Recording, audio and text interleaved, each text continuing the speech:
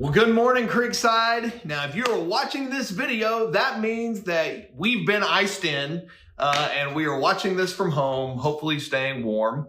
It is definitely good that we have technology and can keep connected even during Ice-mageddon.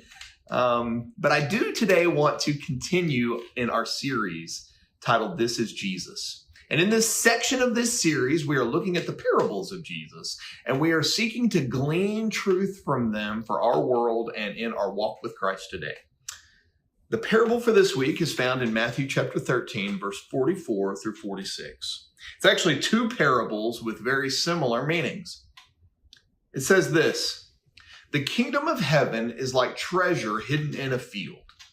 When a man found it, he hid it again, and then in his joy went and sold all that he had and bought that field. Again, the kingdom of heaven is like a merchant looking for fine pearls. When he found one of great value, he went away and he sold everything that he had and he bought it." Value is an interesting thing, isn't it? Just the other day, our oldest son, Dawson, found a quarter in our house and he brought it to me and he said, "Hey, Dad, look at this. Is this even from the United States?" Well, it was from the United States, but I understand his question. It was kind of strange looking. It was a 2023 quarter with Jovita Idar, a prominent Mexican-American civil rights figure on the back of it. Now, the art is actually what caught his eye. It caught my eye, too. It was kind of strange and different looking. And so I looked it up based on that, but it turns out that this quarter might actually be worth something. Now, we know it's worth at least 25 cents, right? But this quarter is apparently an error quarter of sorts in that the font on the front of the quarter, where it says "In God We Trust," is a little off. And it appears to say "In cod," C-O-D, like the fish. "In cod we trust." I looked it up online, and the first thing that popped up was somebody selling one of these quarters, get this, on eBay for $50,000. Now, I have to admit, I freaked out for a quick minute. My first thought was, wow, we just hit the lottery. Now, a little more research showed that the quarter, yes, it might have some extra value to the right person, maybe even up to $50 or so, but definitely not $50,000, even though there was some crazy person on eBay trying to sell it for that. I got an interesting chance to tell our boys that day about value and that something is only worth what someone is willing to pay. So, church, a pointed question to us as Christ followers is, what is the kingdom worth to us? For the man in the parable, he found a treasure in a field. Now, we don't know how he found the treasure, right? Was he digging around hoping to find something? Was he walking along and he stumbled upon it? Was he metal detecting in the first century? Well, probably not that, but however it was that he came across it, he did come across it, and he knew what he had found.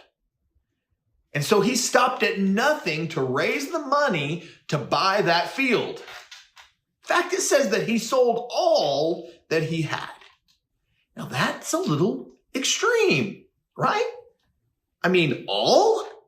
Everything? See, the thing is, we're taught differently than that. I mean, we're taught that it's unwise to go all in. The merchant did the same thing when he found this pearl that he'd been looking for years. He sold everything. See, we've been taught that you never want to invest more than you can afford to lose. That's just wisdom.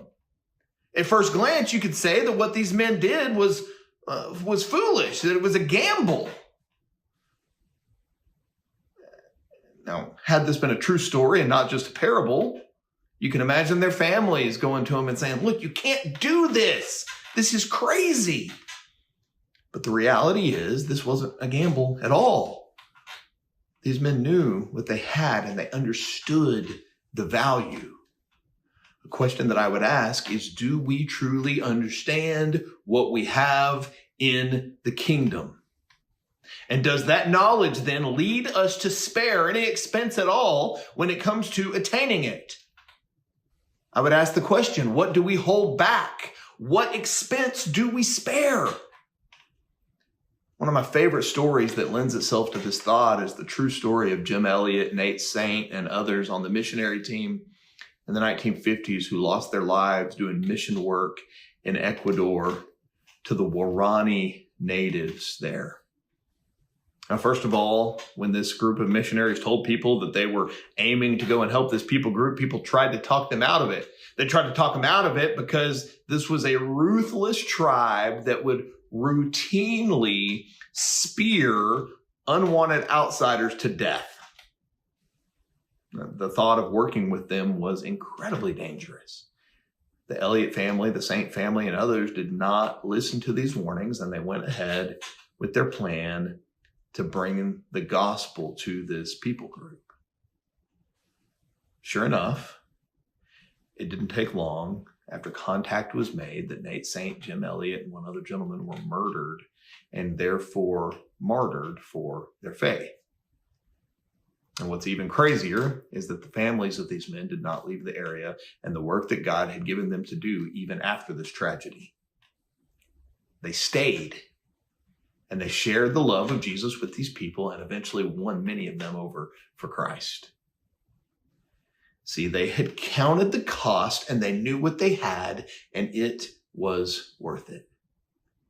There's a famous quote that Jim Elliot said where he says, "He is no fool who gives what he cannot keep to gain what he cannot lose." You know, as we've talked about these parables, we've mentioned that Jesus again and again says, "He who has ears, let him hear." Basically saying that whoever this message is for and is open to the message will hear it. And I pray that this is the case for us today. That we would, as we are led, consider and be open to hearing the message for us and saying, what is the real value of the kingdom of Christ for us? Now, we could pay lip service to this thought, but words are easy to say. The real question is whether we are willing to empty ourselves out for the kingdom. The answer to that has implications for the way that we position our lives, right? Yes, financially, but not just financially. What about in the way we do our scheduling? What about in our life decisions? What about in our priorities? Are we truly sold out for the kingdom, or are we sparing expense? Do we do things based on the infinite value of the kingdom, and are we willing to give our all? He who has ears, let him hear. Be blessed today, Creekside, and we'll see you soon. I just want you, nothing else, nothing else, nothing else will do. I just want you, nothing else, nothing else, nothing else will do. I just want you, nothing else, nothing else, nothing else will do. I just want you.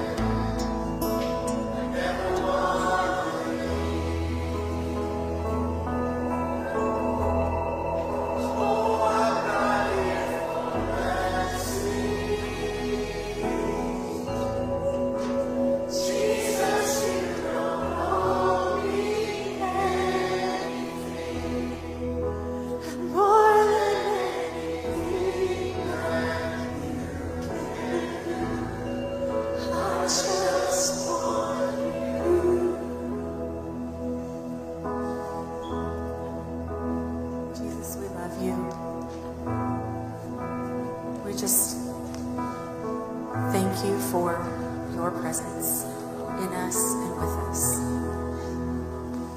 that never leaves and never fades and is more than enough.